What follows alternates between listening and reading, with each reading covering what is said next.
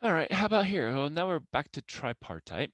So first things first, we have to subtract 5 from all three parts. So 5 minus 5 is 0, less than or equal to negative 2x, less than 9 minus 5 is 4. Now we divide by negative 2, oops, in all cases, and ding, ding, ding, we have to change all of our inequalities. So now it's less than or equal to, now it's going to become greater than or equal to.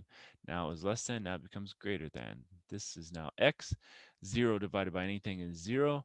4 divided by negative 2 is a negative 2. All right, so now let's draw and see what it shows up to be. So x is less than or equal to 0. All right, close circle to the left. But x is greater than a negative 2, so open circle to the right. Well, there's not an intersection point there, so that's a parenthesis, minus 2 to 0, bracket. Okay, so the big thing here was really changing our inequalities because we had that negative. Now this one we don't have a negative, so we're just going to say, okay, well, let's add 3 to all three parts.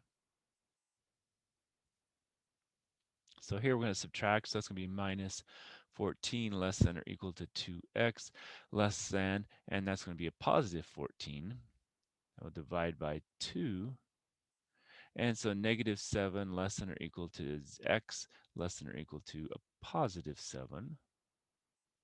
So now we're going from 7 to negative 7. So it's going to be greater than or equal to this one, but less than or equal to this one. And this again is an and, so it's the intersection.